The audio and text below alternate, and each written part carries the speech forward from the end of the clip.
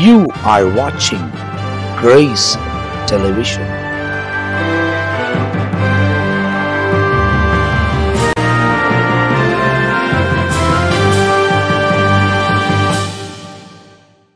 ஆண்டவரும் அருமை இரட்சகராக இயேசு கிறிஸ்துவின் நாமத்தினால் உங்கள் யாவருக்கும் எங்களுடைய அன்பின் வாழ்த்துக்களையும் ஸ்தோத்திரங்களையும் நாங்கள் தெரிவித்துக் கொள்கிறோம். தேவனுடைய பெரிதான கிருபையால் நித்திய ஜீவன் என்ற இன்னொரு நிகழ்ச்சியில் உங்களை சந்திப்பதிலே நாங்கள் மிகவும் மகிழ்ச்சி அடைகிறோம். கர்த்தர் இவ்வளவு தூரம் நம்மை பாதுகாத்து ஆசீர்வதித்து ரொம்ப கிருபையாய் வழிநடத்தி கொண்டு வந்திருக்கிறார்.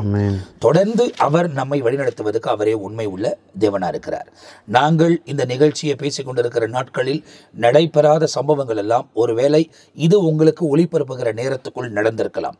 ஆனால் ஒவ்வொரு காரியத்தையும் நீங்கள் கவனித்துக் கொண்டே இருக்க வேண்டும்.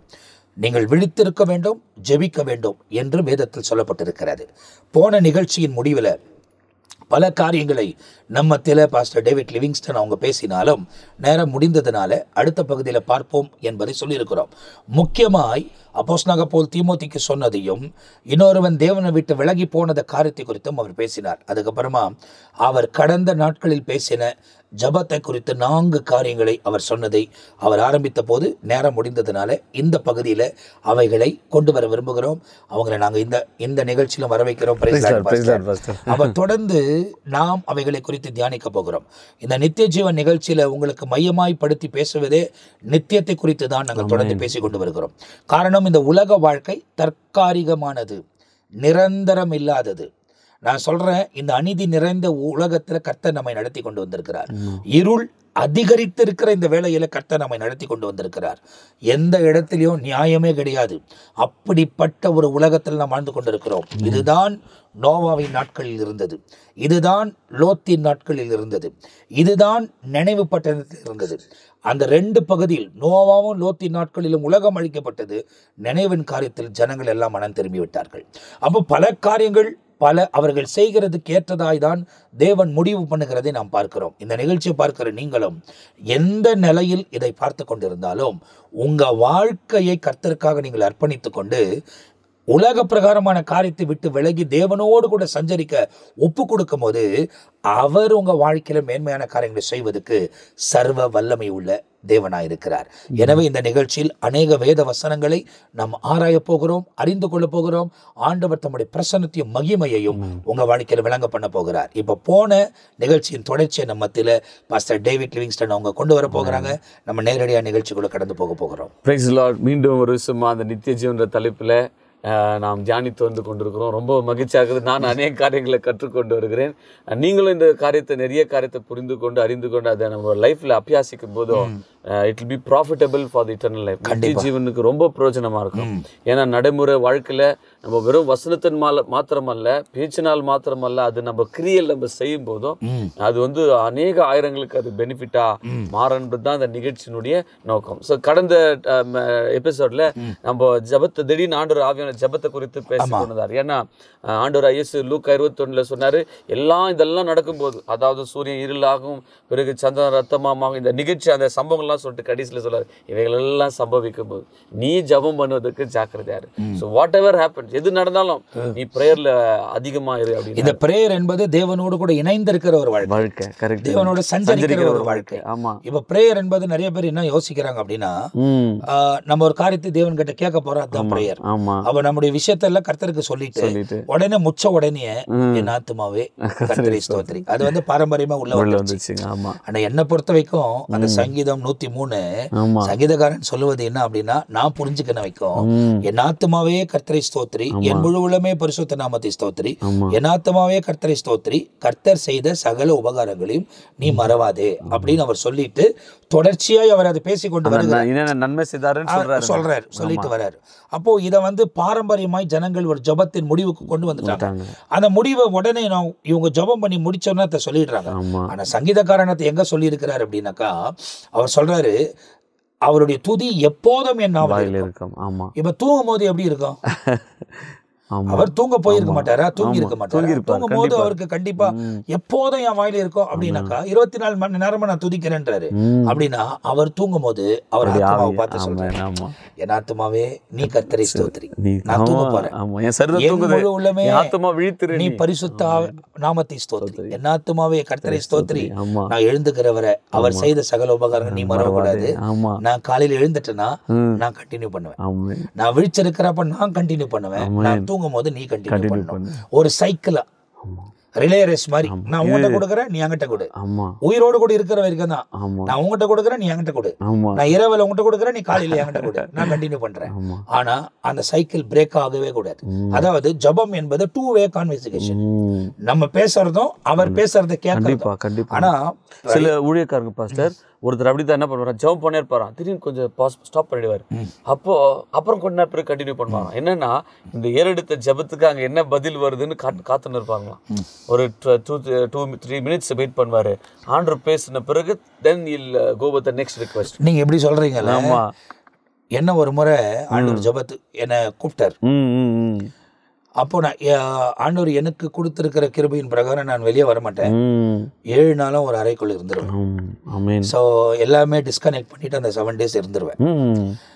அப்போ அந்த டைம் இந்த போன வருஷத்துல அந்த இறுதியில் நான் அப்படி இருக்கும்போது நான் எதுவுமே ஜெபம் பண்ணல. ஸோ எனக்கு தொடங்குற நாள் அந்த நைட் 12 o'clock எக்ஸாக்டா 7 இரவு 7 பகல் முடியணும். செப்பரேட் ஆயிடுவீங்க ஃபேமிலி. எல்லாம் ஆண்டவரோட தனியா எல்லாமே செப்பரேட் ஆயிடுவேன். எல்லாத்திலும் டிஸ்கனெக்ட் ஆயிடுவேன். ஃபோன் கூட அது ரொம்ப நல்லது பாஸ்டர். வருஷத்துக்கு ஒரு முறைங்களா இல்ல? அப்படி இல்ல, நான் அதுக்குன்னு ஒரு நேமோ அதெல்லாம் இல்ல. ஆண்டவர் கூப்பிட்டா போயிடுவேன். ஓகே.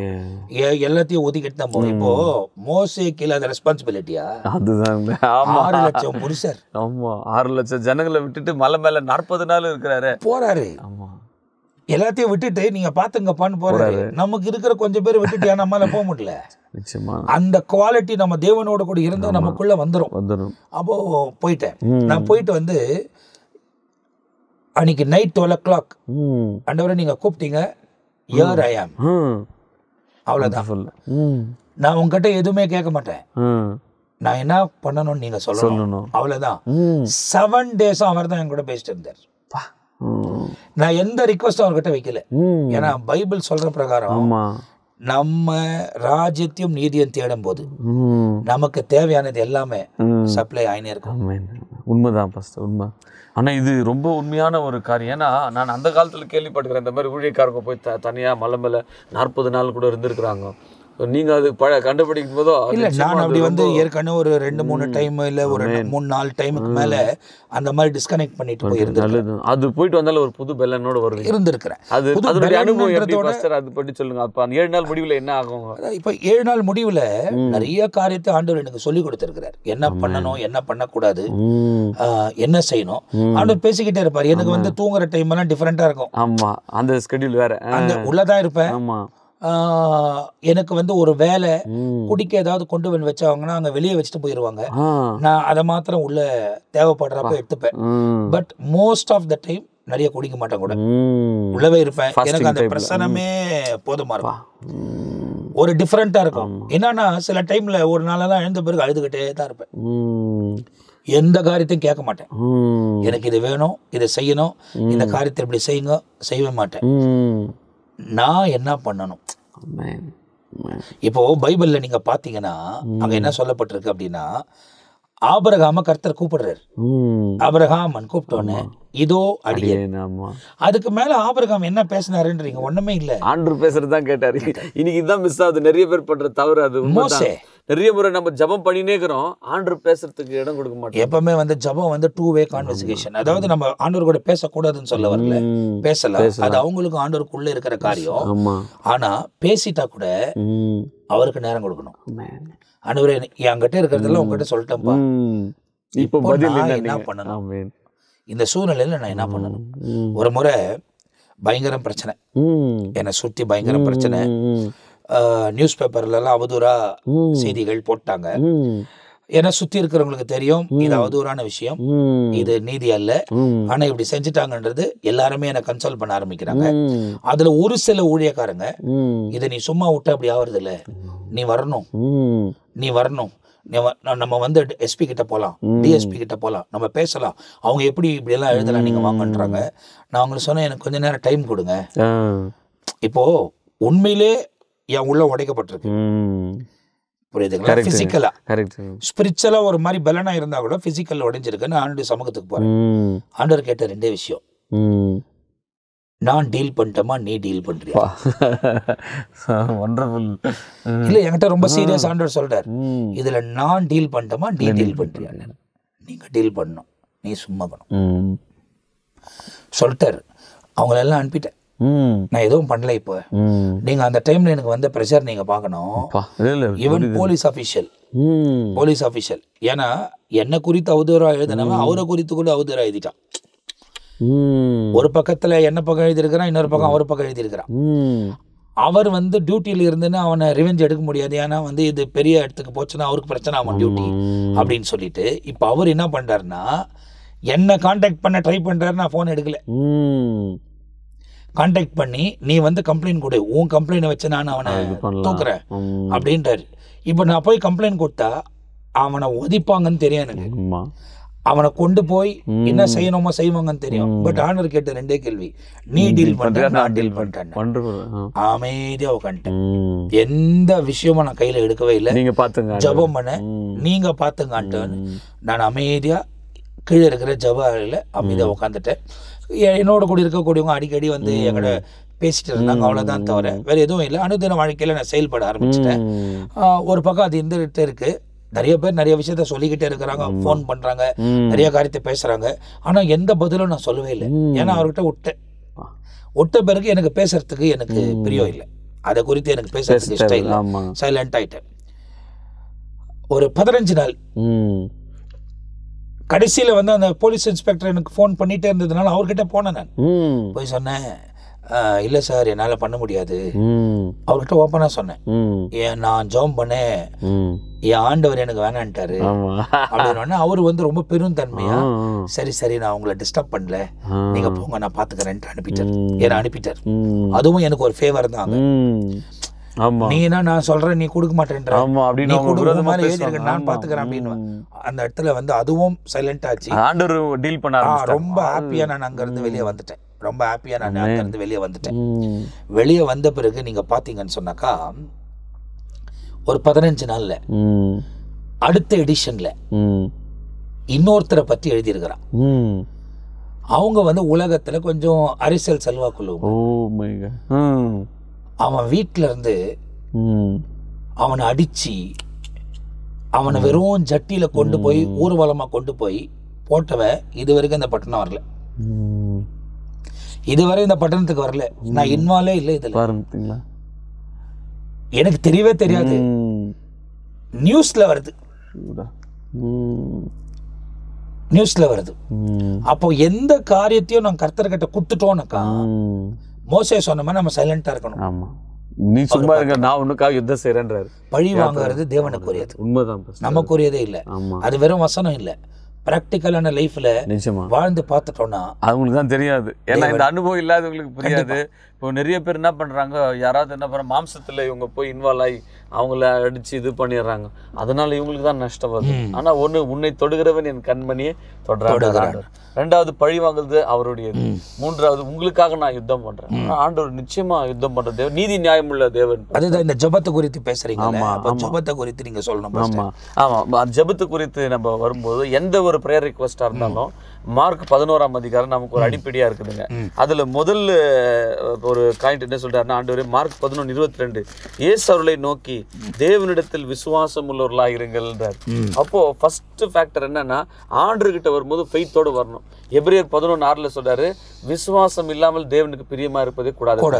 நிறைய பேர் பிரேயர் எப்படி வரும்போது செய்வாரா செய்ய மாட்டாரா, ஆண்டவர் கொடுப்பாரா கொடுக்க மாட்டாரா அப்படின்ற ஒரு டவுட் இல்லாதபடி விசுவாசத்தோட ஆண்டவர் அப்பாவும் பாதத்தில் நான் வந்திருக்கிறேன், என் வாழ்க்கையில் இந்த பிரச்சனை இருக்குது, இல்லை இந்த தேவை இருக்குது. இப்போ எப்படி நீங்கள் உங்கள் வாழ்க்கையில் வந்த பிரச்சனையில் முதல்ல ஆண்டவர்கிட்ட வச்சிட்டீங்க, ஆண்டவரை என்ன பண்ணிட்டு ஆண்டு நான் பார்த்துக்கிறேன் விட்டுருேன். இல்லை எந்த விஷயமும் ஆமாங்க. எனக்கு என்ன வந்தாலும் my first conversation will be to the God. Amen. அது ரொம்ப பெஸ்ட்டுங்க. அவர்கிட்ட தான். ஆமா. ஒருவேளை சப்போஸ் இப்போ அந்த டைம்ல அந்த கால் வந்து எனக்கு இந்த மாதிரி ஒரு சூழ்நிலை வந்திருக்குதுன்னு பக்கத்துல யாருன்னா இருந்தா இந்த மாதிரி சொல்றாங்க, நான் அவங்க கிட்ட ஒருவேளை சொல்லிட்டாலும் ஆண்டவர்கிட்ட மன்னிப்பு கேட்டுக்கிறேன். ஆண்டவரே ஐம் சாரி, நான் ஃபர்ஸ்ட் அவங்க பக்கத்துல இருந்தாங்க சொல்லிட்டேன். அவர்கிட்ட முதல் சொல்லிடுவேன், சைலண்டா போயிருவேன், அவர்கிட்ட முதல் சொல்லிடுவேன். அதுக்கப்புறமா சொல்ல தேவைப்பட்டா சொல்ல தவிர இல்லைன்னா சொல்ல மாட்டேன். அப்போ நம்ம ஃபர்ஸ்ட் கான்வர்சேஷன் எப்பவுமே ஆண்டவர்கிட்ட தான். அது நம்ம விசுவாசத்தோடு வரும்போது உண்மையாவே ஆண்டவர் எனக்கு செய்வாரு, எனக்கு வாக்குத்தத்தத்தை கொடுத்துருக்கிறாரு. சில சமயத்துல நம்ம ஜெபிக்கும் போது ஆண்டவர் வசனத்தை கொடுப்பார். அந்த வசனத்தை ஆண்டவரே நீங்க சொன்னீங்க இல்லையா, இதை நீங்க செய்ய வல்லவராக. அப்போ விசுவாசம் என்பது மேஜர் ஃபேக்டர் பிரேயர்ல இன்வால்வ் ஆகுது பாஸ்டர்.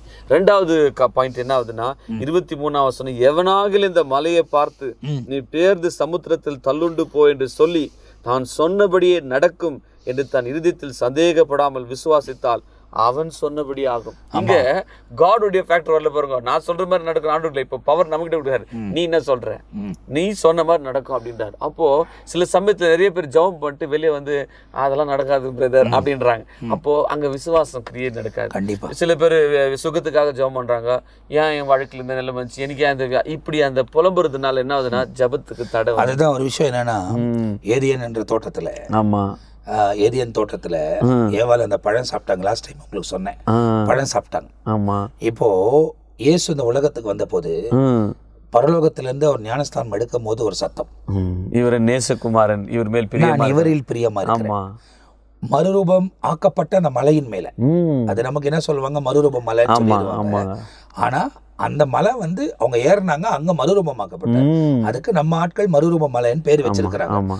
அந்த மலையிலும் பரலோகத்திலிருந்து குரல் வருது, இவர் நேசகுமாரன், இவருக்கு செவி கொடுங்க, இவருக்கு செவி கொடுங்க. கரெக்ட். Whatever he tells. ஆமா. என்னன்னா மோசே நிக்கிறாரு, எலியா நிக்கிறாரு. ஒரு பக்கம் மோசே, ஒரு பக்கம் எலியா. இவங்க ரெண்டு பேர் காலத்தை குறிக்கிறார்கள். நியாயப்பிரமாண காலம் இந்த இடத்துல வந்து தீர்க்க தரிசன காலம், தீர்க்க தரிசனத்தின் காலம். இப்போ இவங்க ரெண்டு பேரையும் விடுங்க, இவருக்கு செவி கொடுங்க. ஆமா, கரெக்ட் தான். நல்ல ஒரு இதுதான். ஏன்னா ஆண்டவர் என்ன சொல்றாரு, ஏன்னா சொல்றது ஆண்டவர் என்ன பேசுறாரோ அந்த வார்த்தை கேட்கும் போது நமக்கு விசுவாசம் கண்டிப்பா செவி கொடுங்கள் அப்படின்னு சொல்றாரு. அப்போ அங்கேயும் ஆண்டவர் பேசுறாரு. யோவான் வந்து இன்னொரு காரியத்தை எழுதுகிறார். 3வது முறை ஒரு தேவனிடத்திலிருந்து ஒரு குரல் வந்ததை யோவான் தன்னுடைய நிருபத்துல எழுதுகிறார். 3ஆம் முறை கர்த்தர் பேசினதை ஒரு சிலருக்கு வந்து தேவதூதன் பேசினதாக, ஒரு சிலருக்கு வந்து இடி முழக்கத்தை போல கேள்விப்பட்டது. ஆனா கர்த்தர் அவரோடு கூட பேசினார் என்பது பைபிள்ல எழுதப்பட்டிருக்கு. இப்போ இயேசு உலகத்துக்கு வந்த போக்கு அப்படி பேசினவர். ஆதாம் ஏவாள் ஒரே 2 பேர் தான் உலகத்துல பூமியில இருக்கிறாங்க. பழத்தை பறிக்க போகும்போது என்ன செய்யறன்னு கேட்டிருக்கேன், என்னமா பண்ற நீ எங்க இருக்கணும், ஆதாம் எங்க போ, அங்க போ, யார் பேச்சுக்கு செவி கொடுக்குற, சர்பம் நீயா உள்ள வந்தீங்க, உன்னை நான் எங்க உருவாக்கினேன், நீ தோட்டத்துக்கு வெளியே தானே இருக்கணும், நீ எப்படி உள்ள வந்து வெளியே போ, முடிஞ்சிட்டுக்கோ மேட்ரு. அவர் ஏன் தலையிடல அந்த நேரத்துல, ஆண்டவர் ஏன் சும்மா இருந்தாரு, அவருக்கு எல்லாமே தெரியும். சும்மா இருந்தாருன்னா அதுக்கு முன்னே அவர் பொறுப்பை கொடுத்துட்டாராம். ஆதாம் இன்சார்ஜ் கொடுத்துட்டார். நீ சகலத்தையும் கீழ்படுத்தி ஆளு அப்படின்றது ஆளுகை என்ற ஃபேக்டர் அவங்ககிட்ட ஆண்டவர் ஃப்ரீ வில் கொடுத்தாரு பாஸ்டர். கொடுத்தாரு பாருங்க. அதுல மீண்டுமா தலையிடல. ஆண்டவர் ரொம்ப ஜென்டில், ஹோலி ஸ்பிரிட்டும் ஜென்டில் தான். அவங்க எப்பவுமே நம்முடைய ஒரு ஆலோசனை கொடுப்பாரு, இப்படி போய் இப்படி செய், இதை பண்ணுன்னு வருங்க. ஆனா அதை வந்து வற்புறுத்த மாட்டாரு, நீ இப்படி இப்படி போ. இது லவதேக சபைக்கு என்ன சொல்றாரு, வாசப்படியில கதவு தட்டுறேன், வச்சுன்னு வர முடியாது. ஆமா. இப்போ பூட்டி இருக்கிற கதவுக்குள்ள வந்தார். சீசர்கள் எல்லாம் பயந்துட்டு இருக்கும் போது கதவு பூட்டி இருக்கும் போதே உள்ள வராரு. அப்படி நமக்குள்ள நுழைய முடியாதா? வரலாமே. ஆனா வெரி ஜென்டல். ஆமா. நான் உனக்குள்ள வருவேன். ஆமா. It is up to you. ஒருவனின் சத்தத்தை கேட்டு அவன் கதவை திறந்தா உள்ள வருவேன். அப்போ ஜெபத்துல விசுவாசம், எபிரேயர் 11 அதான் சொல்றேன், நம்ம கிட்ட அந்த இது கொடுத்திருக்கிறார். Pray, have faith in your heart. ஆமா. அப்போ வந்து இதுக்கு வந்து நம்ம அந்த டைம்ல ஆண்டவரை கூப்பிடணும்னு அவசியம் இல்லை. You have faith that he can do it. ஆமா ஆமா. ரெண்டாவது பாஸ்டர், விசுவாசம் கூட அதிகரிக்கணும். இப்போ ஒரு இடத்துல சீஷருங்க ஜெபம் பண்றாங்க, ஆண்டவரே எங்க விசுவாசம் இன்க்ரீஸ் ஆஃப் ஃபெய்த் அப்படின்றாங்க, எங்க விசுவாசம் அதிகரிக்கணும். அப்போ விசுவாசம் அதிகரிக்கணும்னா கேட்கறதுனால தான் அவரும் கேக்குறாரு, ஆமா எனக்கு விசுவாசத்தை கொடுங்க. ஆமா ஆமா அவனுக்கு வந்து மரண செய்தி வந்துச்சு. வந்துட்ட பிறகு அவன் இப்ப கலங்கி நிக்கிறான். பெரும்பாலும் ஸ்திரீ மேட்டர் டீல் ஆகி இருக்குது. அஜெண்டாலே இல்லாத ஒண்ணு. கரெக்ட்டுங்க. இயேசு கிறிஸ்து போற அஜெண்டாலே இல்ல அது. அங்க ஏசப்பா ஒரு அருமையான வார்த்தை சொல்றாரு, நீ விசுவாசம் உள்ளவனாயிரு. விசுவாசம் நிறைய பாஸ்டர் சர்க்கம்ஸ்டான்சஸ் பார்க்க ஆரம்பிக்கிறாங்க. கண்டிப்பா எப்பவுமே சூழ்நிலை மிக வித்தியாசமா இருக்கணும். அதான் எங்க சொல்றாரு, மலைய மாதிரி பிரச்சனை இருந்தாலும் கூட நீ மலையை பார்த்து போ கண்டிப்பா சொல்லிட்டு அது போக. ஒருவேளை சில பேருக்கு ஃபைனான்சியல் ப்ராப்ளம்ஸ் இருக்கலாம், சில பேருக்கு குடும்ப பிரச்சனைகள் மலை மாதிரி இருக்கலாம். எதையோ போராட்டம் வந்தாலும் கூட நம்ம பிரச்சனைகளை பார்க்காதபடிக்கு அவரை நோக்கி பார்த்து இந்த பிரச்சனையை பார்த்து சொல்லுங்களாம், இயேசுவின் நாமத்துல போ. ஒரு முறை ரெனால்ட் பங்க் ஆப்பிரிக்கால மீட்டிங் நடத்தி நிற்கும் போது ஜபம் பண்ணுகிறாங்களாம். காலையில் உபாசம் ஒரு 50,000 பேர் உட்கார அளவுக்கு ஸ்டேடியம் போட்டுக்கிறாரு. திடீர்னு பாஸ்டர் என்ன இருக்குங்க, ஒரு இந்த சாண்ட் ஸ்டாம்ன்றாங்களே மணல் புயல் நேரா அடிச்சு வருதுங்களாம். எங்க வருதுன்னா இவர் போட்டுருக்க ஸ்டேடியம் போட்டிருக்காரு. அந்த டைம்ல நம்மள என்ன பண்ண, ஆண்டவரே இவ்வளோ காசு போட்டு நான் இப்படி பண்ணியிருக்கேன், இப்படி எல்லாம் அழிய போ. அவர் என்ன பண்ணாரு, அந்த டைம்ல ஏஞ்சி நின்னாருங்களாம். ஏஞ்சி நின்று எக்ஸசைஸ் தி அத்தாரிட்டி. இயேசுவின் நாமத்துல சாத்தானே அந்த சாண்ட் ஸ்டாம் போ, இங்க என் ஸ்டேடியம் என்னுடைய அந்த ஸ்டேஜை நீ டச் பண்ணுறது உனக்கு அதிகாரம் கிடையாது. அப்படி நீ தொட்ட இதோட 1,00,000 பேர் உட்கார அளவுக்கு நான் கட்டுவேன். இயேசு கிறிஸ்துவின் நாமத்துல போன்னு அந்த அத்தாரிட்டி எக்ஸசைஸ் பண்ணாராம் பாஸ். பண்ண உடனே அந்த சான்ஸ்ட் அப்படி வர மாதிரி வந்து போயினே இருக்குது. So certain times we have to exercise our authority as a child of God. தேவ பிள்ளையாக நம்ம ராஜாக்கள் ஆசாரில் மாற்றிருக்கிறார். ஸோ எப்பவுமே நம்ம வந்து சில சமயத்தில் சில சூழ்நிலைமைகளை அதிகாரத்தை நம்ம பயன்படுத்தணும். சாத்தானுடைய ஆமா சண்டை போட்டுக்கிட்டே இருக்கிறாரு. ஆமா சூரியனை பார்த்து சூரியன் அதாவது ஆண்டவர்கிட்ட ஜெபம் பண்ணல. ஆமா ஆமா காட் ஸ்டாப் திஸ்லாம் சொல்ல, டைரக்டா சூரியன் பார்த்து சொல்றாரு, ஐயோ ஸ்டாண்ட் ஸ்டில். ஆமா ஆமா ஸ்டாண்ட் ஸ்டில். ஆப்பிரிக்கால கூட ஒரு ஊழியக்காரர் பாஸ்டர் இட் ஸ்டுட் எப்படின்னா ஒரு இரவு இல்ல உங்களுக்கு, அதாவது ஒரு பகல் 6 மணி இரவா இருக்கணும். ஆமா இல்ல சூரியன் நின்னுருச்சு, ஃபுல் நைட் நின்னுருச்சு, அடுத்த நாள் காலை கண்டினியூ ஆயிட்டு. அப்படியே அந்த டைம் டிஃபிஷியன்சி இன்னைக்கு கூட விஞ்ஞானத்துல இருக்கு. உண்மைதான். அந்த டைம் ஃபேக்டர் இன்னும் கூட ஆண்டவர் ஒரு மனுஷனுடைய சொல்ல கேட்டு சூரியனை நிறுத்துறாருன்னா the authority what God has given. அதுல தான் ஒருத்தர் என்ன பேசுறாங்க, ஒருத்தர் என்ன சொல்றாங்க, சூரியனை ஸ்டாண்ட் ஸ்டில்னு எர்த் நின்னுச்சா.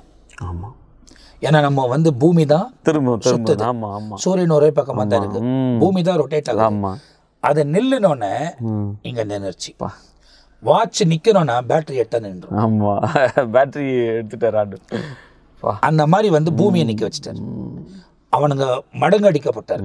அப்போ அந்த அத்தாரிட்டி, அந்த அத்தாரிட்டி நீங்க அந்த இது மலைன்னு சொல்லும் போது ஒரு முறை சிவகாசிக்கு போயிருந்தோம். சிவகாசிக்கு போனப்போ அங்க ஒரு ஊழியம் செய்யக்கூடிய ஒருவர் இருக்கிறார். அவங்க வீட்டுக்கு கொஞ்சம் தூரத்துல பின்னால நீங்க பாத்தீங்கன்னா ஒரு பெரிய மலை முற்றிலுமா தரமாட்டமாக்கிட்டு இருக்கிறாங்க. பெரிய மலை தரமாட்டமாக்கிட்டு இருக்கிறாங்க. இப்ப அந்த இடத்துல என்ன நடந்துச்சா, ஒரு அம்மா, ஒரு சிங்கிள் லேடி விடோ, அவங்க அந்த மலையின் அடிவாரத்துல அவங்க இருக்கிறாங்க. மலையின் அடிவாரத்துல இருக்கிறாங்க. அந்த மலையின் மேல ஒரு கல் வைக்கப்பட்டிருக்கு, ஒரு பீஸ் கல். அதிர்ச்சி எதனா ஆச்சுன்னா அது உருண்டு வந்துடும். இந்த தாய்க்கு வந்து அந்த பயம் இருக்குது. இது வந்து திடீர்னு சும்மா அப்படி வைப்ரேஷன் ஆச்சுன்னா வந்துடுமா, நிறைய பேர் சொல்லுவாங்களாம், நீ பாத்துக்கோ அது உழப்போகுது அப்படின்னு. இவங்க வந்து ஜெபிக்க ஆரம்பிப்பாங்க. அதை பார்த்து ஜெபம் பண்ணுவாங்களா. அப்போ கர்த்தர் சொன்னாரா பைபிள் இதே பகுதி தான் பேசு, எப்படியான போவோம், நீ கடுகளு விசுவாசித்தார் என் மகிமை மலையை பார்த்து போனாலும். அப்ப என்ன பண்ணிட்டாங்களா, அவங்க வீட்டுல பேக் யார்டுக்கு போய் நின்னுக்குன்னு எப்ப பார்த்தாலும் அந்த மலைக்கு நேரா கையை நீட்டி இயேசுவின் நாமத்துல நீ போ, அவ்வளவுதான் சொல்லுவாங்க, இயேசுவின் நாமத்துல நீ போ. சில பேருக்கு வந்து சும்மாவே பேசுற ஒரு சுவாபம் இருக்கும்ல, அந்த மாதிரி பின்னால போனோன்னு இயேசுவின் நாமத்துல நீ போ அப்படின்னு சொல்லினே இருப்பாங்க. இவங்க கிட்ட ஒரு 6 மாசத்துக்கு அந்த மாதிரி தொடர்ந்து சொல்லிக்கிட்டே இருந்திருக்கிறாங்க. ஒரு நாள் நைட் இவங்க தூங்கும் போது அதிகாலை நேரத்துல புல்டோசர் சத்தம், வண்டி சத்தம் எல்லாம் பயங்கரமா கேக்குதான். ஏன்னா இது நிறைய வண்டி சத்தம் கேக்குது. அப்படி நிறைய வண்டிங்க நின்று அடுத்த 3 மாசத்துல அந்த மலையை கொடாஞ்சி எடுத்துட்டாங்க. எடுத்துட்டானுங்களா. என்னன்னா அந்த கோரையை வித்துட்டாங்க, கவர்மெண்ட் அது வந்து யாருக்கோ வந்து ஏலம் விட்டாங்க, அவங்க எடுத்துட்டாங்கன்னு கம்ப்ளீட்டா தரமாட்டமாக்கிறாங்க. என் அம்மாதி வீடு தான் முதல்ல அந்த பக்கத்துல இருந்து பாத்தீங்கன்னா எவ்வளவு அதிசயம். அதான் விசுவாசம். ஜெபம் ஆமா, ஜபத்துல அந்த விசுவாசத்தோடு கூட அந்த ஜபம் இருக்கும்போது அதுல இருக்கிற பவர். நம்ம ஆட்கள்லாம் எப்படி தெரியுமா, ஒன்னு கேட்ட உடனே இன்னொன்னு சந்தேகம் பாஸ்டர். இது சாத்தான் வந்து எப்பவுமே என்ன பண்றான், சந்தேகத்தை கொடுக்குறான். ஆமா, அவன் பொய் பேசுறான். எப்பவுமே நம்ம மனதில் என்ன பண்ணுவான், டிஸ்டர்ப் பண்ணுவான். என்னன்ட்டு நீ பாரு இப்படி ஊழியம் பண்ற. இப்போ நான் கூட ஊழியத்துக்கு வந்து ஆரம்பத்தில் பாஸ்டர் வாரம்லாம் ஊழியம் செய்துட்டு ஜபத்தில் இருந்துட்டு ஸ்டேஜில் நிற்கும் போதோ திடீர்னு வாரம்லாம் ஊழியம் செய்த ஜனங்க வரமாட்டாங்க பாரு, காலியா இருக்கும் பாரு. அந்த டைம்ல நான் சோர்ந்து போயிடுவேன். ஒரு நாள் ஆண்டவர் எனக்கு சொல்லி கொடுத்தாரு, அந்த டைம் நீ வரும்போதோ உன் வார்த்தை தான் பட்டயம். நீ சொன்ன அப்பால இப்போ சாத்தானே ஆண்டவர் கொண்டு வர வல்லவராகிறார். அவர் ஆயிரக்கணக்கான ஆத்துமாக்களை கூட கொண்டு வருவார். அவரால் முடியாது ஒன்றும் இல்லை. அதான் மோசே போயிட்டு ஆண்டவர்கிட்ட கேட்குறாரு, ஆண்டவரே 6 லட்சம் பேருக்கு மாம்சாகாரம் வேணும், எங்கே போகிறது? அப்போ ஆண்டவர் சொல்றாரு 30 நாளுக்கு கொடுக்குறான்றாரு. அப்போ மோசே கேட்குறாரு, ஆண்டவர் இங்கே இருக்கிற ஆடுகளோ மாடுகளோ அடித்தா கூட இவங்களுக்கு பத்தாதே. அப்போ ஆண்டு சொல்றாரு, என் கை நான் குதிக்கிச்சா மோசே, நான் சொன்னது நடக்காதா? ஸோ அவர் God is a very great God. அவர் வானத்திலும் பூமியில இருக்கிற சகலத்தையும் அவர் தான் உரிமையான. இந்த சண்டே அதுதான் டேனியல் உதயகுமார் பாஸ்டர் பேசினாரு. அதாவது என்ன பேசினாரு, அவர் பேசும்போது அவர் ஸ்லாங்ல பேசுவாரு. இவனுங்க துன்றத்தை கேட்டாங்க எல்லாத்தையும், அவர் ஸ்லாங்ல அவர் பேசுறாரு. அப்போ கேட்டாங்க, மோசே சொல்றாரு, ஃபர்ஸ்ட் வந்து ஆண்டவர் டென்ஷன் ஆயிட்டார் அவர் பேசின விதத்துல. முதல் வந்து இவனுக்கு கேட்ட போது ஆண்டவர் டென்ஷன் ஆயிட்டார். ஆண்டவர் டென்ஷன் ஆயிட்டு இவனுங்க என்ன அப்படின்னு சொல்லிட்டு டென்ஷன் ஆகுது. அடுத்தது மோசே டென்ஷன் ஆகுறாரு. எதுக்குன்னா கொடுக்குறேன்னு சொல்லிட்டாரு, இதெல்லாம் அச்சா கூட ஆகாது, நீங்க என்ன சொல்றீங்க, இவ்வளவு பேர் எப்படி சாப்பிடுவாங்கன்றாரு.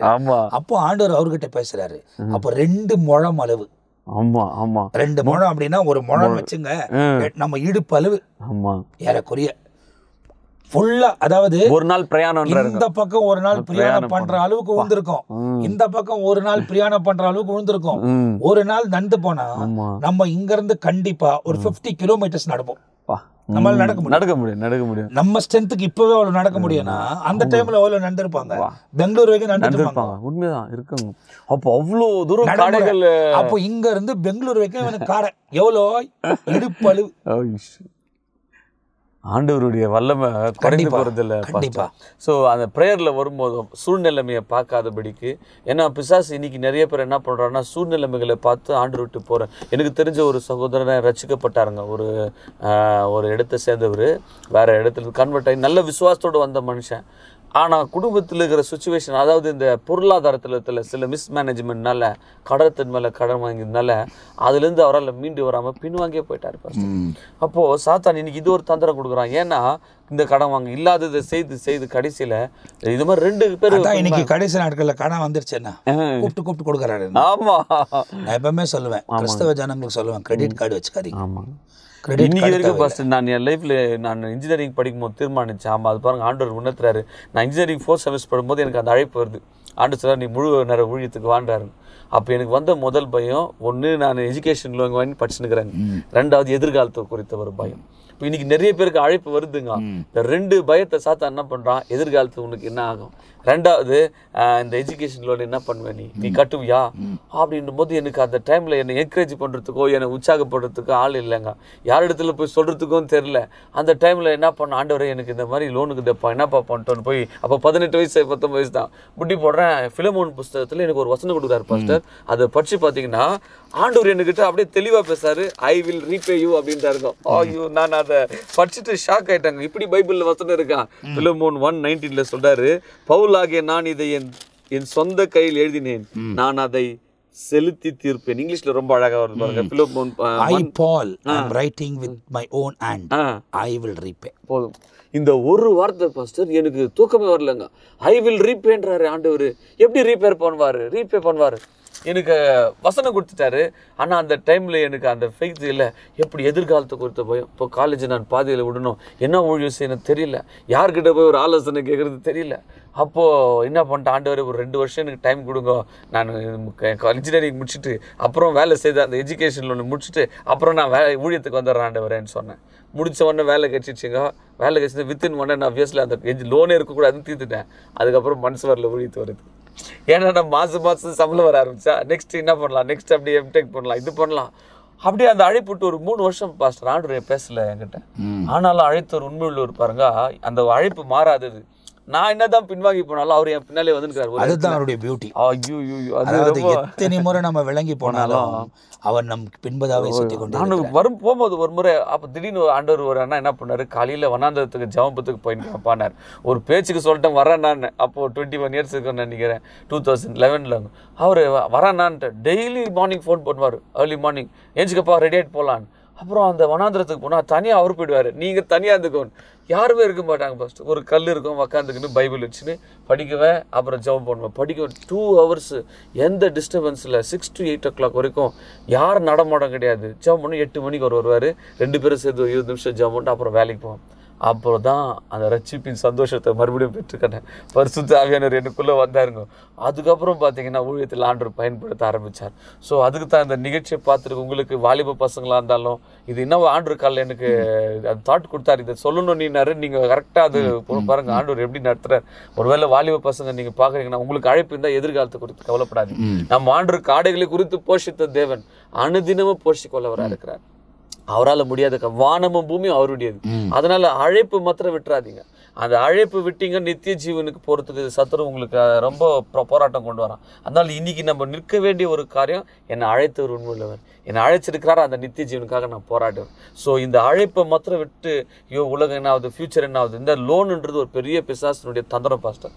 அதனால அன்னைக்கு என் வாழ்க்கையில் ஒரு தீர்மானம் எடுத்தேன், திருப்ப என் லைஃப்பில் லோனுன்றதுக்கு நம்ம போகக்கூடாதுன்னு. அதுக்கப்புறம் வீடு கட்டும் போது சரி கொடுங்க, லோனுன்ற பேச்சுக்கே நான் இடம் கொடுக்கல. ஒரு முறை டேடி கூட சொன்னார், கார் வாங்கும்போது லோன் போட்டலாம்பான்னு. இல்லை வாண்ணா, எல்லாரும் கொஞ்சம் கொஞ்சம் போட்டு வீட்டில் 4 பேர் சேர்த்துவோம். இப்படி தான் என்ன பண்ணோன்னா அந்த லோனுன் போது அன்றைக்கி என் வாழ்க்கையில் அந்த கிரெடிட் கார்டு இன்னி வரைக்கும் நான் போட்டதில்லை ஃபர்ஸ்ட். ஏன்னா இது ஒரு சாத்தானுடைய தந்திரம். இதனால விசுவாசத்தை விட்டு அநேகர் விலகி போனதை நான் கண்ணால் பார்த்தேன். கண்டிப்பாக பிகாஸ் ஆஃப் ஃபைனான்ஷியல். அதாவது என்னன்னா பணம் எல்லா தீமைக்கும் பண ஆசை. அந்த வசனம் தீமோத்தேயுக்கு எழுதுறாருங்க, பண ஆசை நிமித்தம் அவங்க பின்வாங்கி போயிட்டாங்க. தேமா பற்றி சொல்லும் போது அதுக்கு முன்னால கோட் பண்றாரு, பண ஆசைனாலதான் அவங்க பின்வாங்கி போனாங்க அப்படின்றது 1 தீமோத்தேயுல கூட வருது பாருங்களேன். பண ஆசை எல்லா தீமைக்கும் வேற இருக்கிறது. சிலர் அதை இச்சித்து விசுவாசத்தை விட்டு வழுவி அநேக வேதனைகளாலே தங்களை உருவ குத்தி கொண்டார்கள், அவர்களே குத்தி கொண்டார்கள். அப்போ இது ஒரு ஏன்னா சும்மா பணம் கிடைக்குது. இன்னைக்கு நிறைய கிராமத்துக்கு போகும்போது பாஸ்டர் இந்த சங்கம் லோன் வருது. இதனால சில பேர் சூசைடே பண்ணிக்கிறாங்க. கண்டிப்பா வாங்கிட்ட உடனே அந்த வந்து கட்டளை முடியலன்னாக்கா அவங்களுக்கு கொடுக்குற டார்ச்சர்னால எத்தனையோ பேர் மரித்து போனாங்க.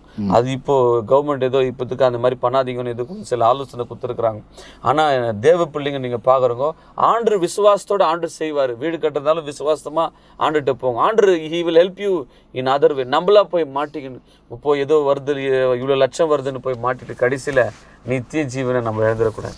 ஸோ இது ஒரு மலையாக மாறிடுங்க. அவங்க வர சம்பளம் எதுக்கு போகுதுன்னா இந்த மலை மாதிரி இருக்கிற இந்த கடனுக்கே போகுது. ஸோ அதனால் இந்த விஷயத்தில் தேவ ஜனங்க ரொம்ப ஜாக்கிரதையாக இருக்கணும். ஏதோ கிடைக்குதுன்றதுக்காக சின்னதுக்கெல்லாம் லோன் வாங்கி அதிகமாய் உலக காரியத்தின் மீது ஆசைப்பட்டால் தான் லோன் வாங்க போவாங்க. இருக்கிறத வைத்து நான் முன்னேறி. கரெக்டா சொல்லிட்டீங்க. அந்த வசனம் அப்படியே காட்டுறாரு, போதும் என்ற மனதுடைய கூடிய தேவ பக்தி மிகுந்த ஆதாயம். 1 தீமோத்தேயு 6:6 சார் போதுன்ற உனக்கு இருக்கிறது போதுன்னு இல்லை. ஆண்டவர் சொல்றாரா இதை நீ செய்யினா ஓகே, அப்போ ப்ரொசீட் பண்ணலாம். ஆனால் அதை விட்டுட்டு நம்மளா போய் விழுந்து போய் கடைசியில் அந்த விசுவாசத்தை வழி போயிட்டாங்க அப்படின்றார் பர்பஸ். விசுவாசத்தையே விட்டு போயிட்டாங்க. என்ன கண்ணால் பார்த்தா 2 ஃபேமிலியில் நல்ல விசுவாசத்தோடு வந்தவர், ஒரு கன்னடா பேக்ரவுண்ட்லேருந்து வந்தவர். அவங்க ஒய்ஃப் சீரியஸாக இருந்த போடும் விசுவாசத்தோடு ஆம்புலன்ஸ் அவர் ஆம்புலன்ஸ் டிரைவர் ஆம்புலன்ஸ் எடுத்துன்னு அவங்க ஒய்ஃபில் ஆண்டர் வாக்குத்தத்தம் கொடுத்து அவர் பாருங்கள் அவங்க ஒய்ஃபு ஆம்புலன்ஸ் கூட்டின்னு போகிறாராம். டாக்டர் சொல்கிறாங்க பொண்ணு அந்த தாயம் காப்பாற்ற முடியாது, குழந்தையும் காப்பாற்ற முடியாது. அவருடைய விசுவாசம் ஆடியோ பைபிள் கன்னடாவில் எடுத்து காதில் போட்டாராம் பாஸ்டர். போட்டு அவர் சொல்கிறார் அந்த வசனம் போக போக அந்த குழந்தைக்கு ஜீவன் வந்துச்சுங்களாம். அப்படி விசுவாசம் அந்த மனுஷன் இந்த கடன் பிரச்சனைனால என்ன ஆயிட்டாருன்னா விசுவாசத்தை விட்டு வழுகி போல் தான் நான் நேரடியாக பார்த்தேன். எவ்வளோ ஸ்ட்ராங் ஃபேத்தில் இருந்தவர் இன்னைக்கு ஏன் சொல்கிறேன்னா அப்போ தேவ ஜனங்க இந்த விஷயத்தில் ரொம்ப ஜாக்கிரதையாக. லோனும் வந்து சாத்தானின் தந்திரம். அதாவது நம்மளை நல்லா தெரிந்து கொள்ளுங்க, எப்படியாகிலும் சிக்க வைக்கணுன்றது சாத்தானின் தந்திரம். இதில் மாட்டிலே அவனை இதில் ட்ரை பண்ணுறேன், இதில் மாட்டிலே அவனை இதில் ட்ரை பண்ணுறேன், இதில் மாட்டில் அவன் வந்து ஓயாமல் செஞ்சுட்டே தான் இருப்பான். ஒரே காரணம் நித்திய ஜீவுக்கு போகக்கூடாது. ஏன்னா உண்மையிலே இயேசு கிறிஸ்து உலகத்துக்கு வந்ததுக்கே காரணம் நமக்கு நித்திய ஜீவன் தந்தருளி அப்படின்றது யோவான் 3:16 சொல்லுது. நாம் கெட்டு போகாமல், நாம் கெட்டு போக வேண்டும் என்று பிரயாசப்படுகிறவன் சாத்தான்.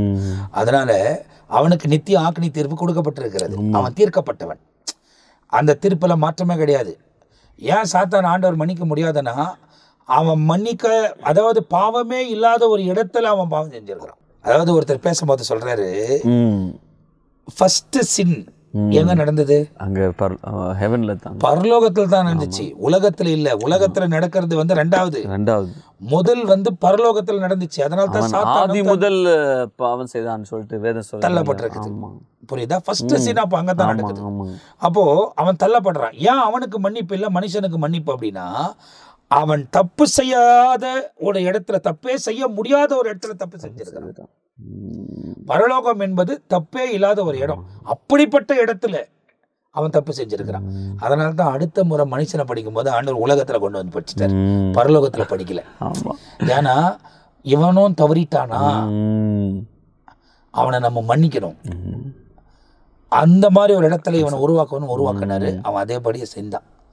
அதுக்கப்புறமா தான் அதை மீட்கும்படி அவரே இந்த உலகத்துக்கு இறங்கி வந்து அதை மீட்டார்.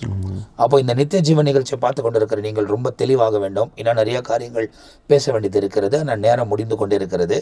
நீங்கள் தெளிவாய் தேவனோடு நடக்கவும், சஞ்சரிக்கவும், ஜெபிக்கவும் உங்கள் வாழ்க்கையை அர்ப்பணித்துக் கொள்ளுங்கள்.